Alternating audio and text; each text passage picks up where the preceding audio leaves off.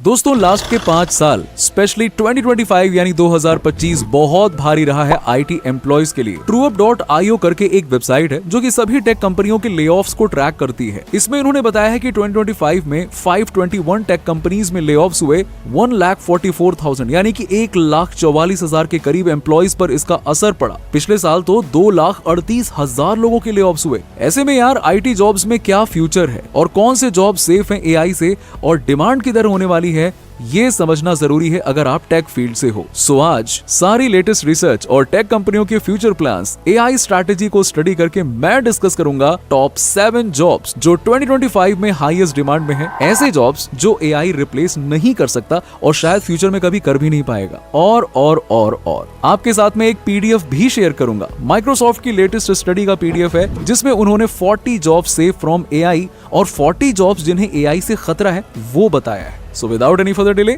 let's get started.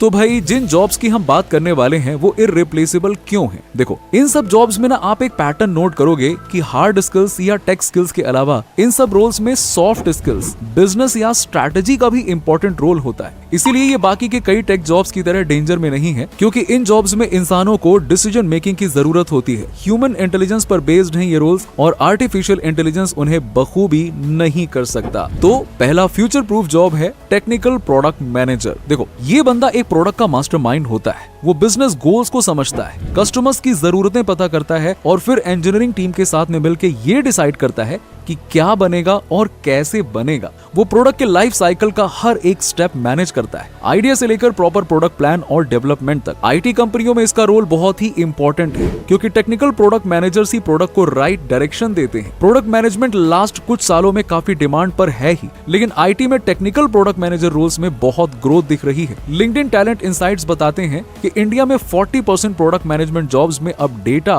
और growth strategy skills की मांग की जा रही है। अब यार देखो सीधी सी बात है, ये जो एआई है वो कस्टमर्स की फीलिंग और प्रॉब्लम्स को तो नहीं समझ सकता ना, और ना ही टेक की टीम की। टेक्निकल प्रोडक्ट मैनेजर को एम्पैथी, नेगोशिएशन और स्ट्रैटेजिक थिंकिंग जैसे स्किल्स चाहिए होते हैं। वो डिसाइड करता है कि कौन सी प्रॉब्लम सॉल्व करनी है और वो इंजीनियरिंग टीम को लीड, गाइड और इंस्पायर करता है। तो कुल मिलाकर वो लोग कई एआई टूल्स को काम में यूज कर सकते हैं, पर एआई इंडिपेंडेंटली इनकी जॉब नहीं कर सकता। नेक्स्ट है एंटरप्राइज सॉल्यूशन आर्किटेक्ट। अब देखो ये लोग करते क्या हैं, क्या होता है, सोचो एक बड़ी बिल्डिंग बन रही है, उसका ब्लूप्रिंट कौन बनाता है, उसे कौन प्लान करता है कि हर चीज परफेक्ट हो? एक आर्किटेक्ट है ना। एंटरप्राइज सॉल्यूशन आर्किटेक्ट भी आईटी कंपनियों के लिए बिल्कुल वही काम करता है। वो किसी भी बड़े प्रोजेक्ट का पूरा टेक्निकल ब्लूप्रिंट डिजाइन करता है। कंपनी को कौन से सॉफ्टवेयर चाहिए, कौन से सिस्टम्स एक साथ काम करेंगे और कैसे सबसे बेस्ट सॉल्यूशन क्या होगा, और ये सब कुछ वो प्लान करता है। और आईटी कंपनियों में सिस्टम्स बहुत से होते हैं, नए पुराने आते जाते रहते हैं। क्लाउड, सिक्योरिटी, सर्वर्स,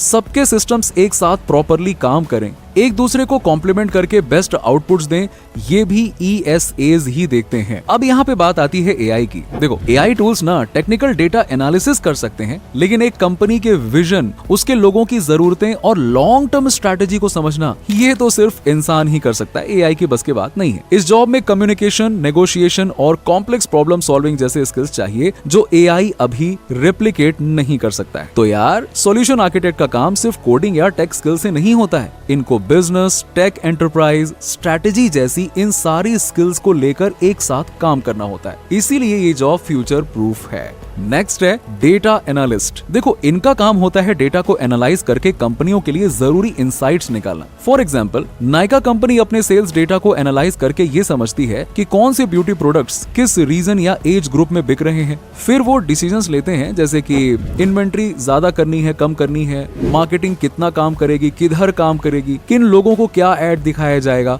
किस पर डिस्काउंट्स देकर सेल्स बढ़ाए जाएंगे। देखो इसमें एआई जरूर मदद करता है, जैसे कि डेटा को जल्दी क्लीन करना या ट्रेंड्स डिटेक्ट करना, बल्कि इन प्रोफेशनल्स के लिए एआई स्किल्स बहुत वेट रखती है हायर होने में। पर डेटा से स्टोरी टेलिंग और बिजनेस एंगल को समझना तो सिर्फ और सिर्फ इंसान ही कर सकता है। टूल्स और प्रैक्टिकल इंडस्ट्री नॉलेज भी चाहिए, पर सॉफ्ट स्किल्स भी, ताकि आपका काम नॉन टेक्निकल लोग भी समझ पाएं। और सीनियर मैनेजमेंट को आइडिया या सोल्यूशन प्रेजेंट करना, इसके लिए भी तगड़ी क्रिएटिविटी और कम्युनिकेशन स्किल्स भी चाहिए। और इसमें एक्सपर्ट अगर आप बन गए, बॉस डिमांड बहुत ही हाई है। आप देखो, अकेले इंडिया में डेटा एनालिटिक्स की मार्केट 2024 में थी 2.6 बिलियन यूएस डॉलर और 2033 यानी कि 2033 तक ये हो जाएगी 27 बिलियन यूएस डॉलर्स की। सोचो कितना बड़ा डिफरेंस है। तो हाँ, बेशक इस फील्ड का क्रेज तो सही रीजन से ही है, लेकिन स्किल फोकस्ड प्रोफेशन है ये और कंपटीशन भी बहुत होने वाला है इसमें। सो अब ये तो नहीं कर पाएंगे बच्चे कि कोई कोचिंग या कोर्स कर लिया, वीडियोस देख लिया और कंपनियां आपके लिए जॉब लेकर खड़ी मिलेंगी। इस फील्ड में ना सही बताऊं, अच्छा जॉब क्रैक करना इतना आसान होता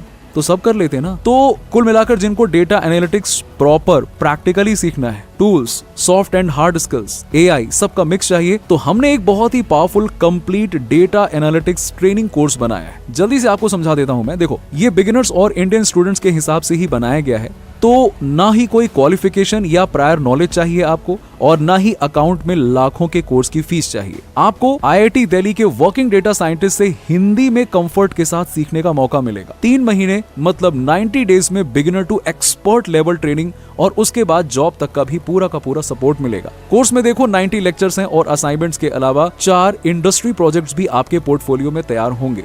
डेटा एनालिटिक्स के ये 5 सबसे मेन टूल्स और जनरेटिव एआई के साथ डेटा एनालिटिक्स के लेक्चर सब कुछ आप इसमें सीखोगे। बाकी आपको पूरा कोर्स, स्टडी मटेरियल्स, असाइनमेंट सब कुछ मिलेगा। डाउट्स क्लियर करने के लिए एक फोरम है और रिकॉर्डेड सेशंस भी हैं। जॉब के लिए आपको CV, portfolio, interview preparation, soft skills सब कुछ ट्रेनिंग मिलेगी आपको। वेरीफाइड सर्टिफिकेट के साथ में आपको IBM सर्टिफिकेशन पाने में भी हेल्प की जाएगी और इसे एकदम वैल्यू फॉर मनी रखा गया है ताकि सबको अपॉर्चुनिटी मिले और इस पर 43% का डिस्काउंट था। अभी तक 5999 में मिल रहा था ये कोर्स, लेकिन कुछ टाइम के लिए सिर्फ 4449 रुपए यानी कि 4449 में मिलेगा अगर आप लिमिटेड 30 कोड भी डाल दो। अगर डेटा एनालिटिक्स की फील्ड में एंटर करना है और तगड़ा प्रॉपर ट्रेनिंग और अफोर्डेबल ऑप्शन चाहिए तो ये कोर्स सबसे बेस्ट है। डिस्क्रिप्शन में लिंक मिल जाएगी आपको। अब अगली हाई इन डिमांड जॉब है IT GRC professionals, governance, risk, compliance.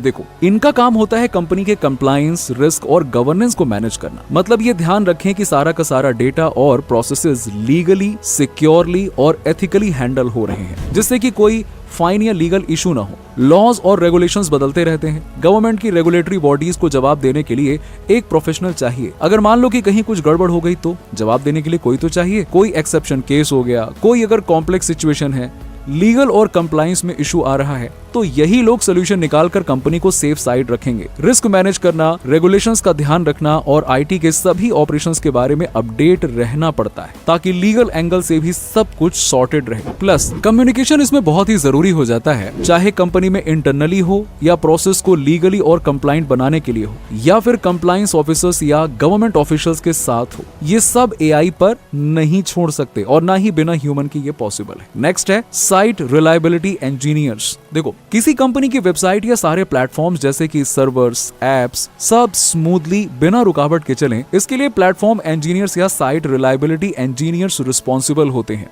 और ये इतना जरूरी क्यों है? देखो, क्योंकि भाई एंड यूजर्स को प्रॉब्लम होगा, उनका एक्सपीरियंस खराब होगा और फाइनली नुकसान किसको होगा? ऑब्वियस ही बात है, कंपनी को।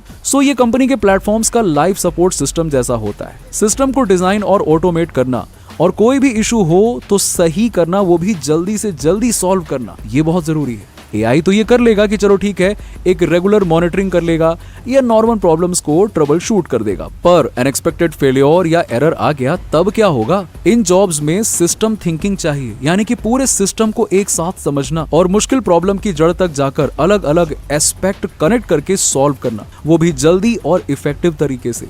SRI जॉब्स का मार्केट 2025 में ही 25% है। नेक्स्ट है साइबर सिक्योरिटी एक्सपर्ट। अब आप बोलेंगे कि यार साइबर थ्रेट्स तो टेक से ही होते हैं ना, तो उनको क्या टेक खुद फाइट नहीं कर सकता है? देखो, एक साइबर सिक्योरिटी एक्सपर्ट का मेन काम होता है कंपनी के सिस्टम्स, नेटवर्क्स और डेटा को हैकर से बचाना। वो फायरवॉल्स लगाते हैं, रेगुलर चेक्स करते हैं और कोई भी थ्रेट हो तो उसे इन्वेस्टिगेट करके फिक्स करते हैं। उनकी कंट्रीब्यूशन ये है कि वो कंपनी का कॉन्फिडेंशियल डेटा और कस्टमर का ट्रस्ट प्रोटेक्ट करते हैं।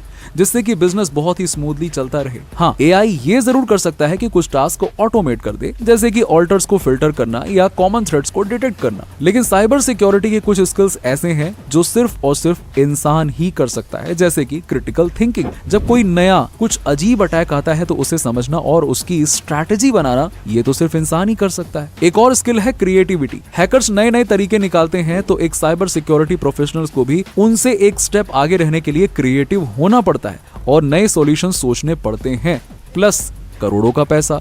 कॉन्फिडेंशियल डेटा की सिक्योरिटी टोटली एआई पर नहीं छोड़ी जा सकती है। इमरजेंसी और ट्रस्ट फैक्टर बहुत मेजर इशू है यहाँ पे। दोस्तों 2025 और आगे के कुछ सालों में ये जॉब्स तो नहीं जा रहे हैं, एआई से काफी सेफ हैं और फ्यूचर प्रूफ भी हैं। और डेटा एनालिटिक्स में अगर करियर सोच रहे हो तो स्किल्सिया का कंप्लीट बूट कैंप का लिंक चेक कर लो एंड जल्दी से साइन अप कर लो, डबल डिस्काउंट रेट पर कोर्स मिल जाएगा। That's it for today. मैं आपसे मिलता हूँ नेक्स्ट वीडियो में, तब तक के लिए bye bye and thanks for watching.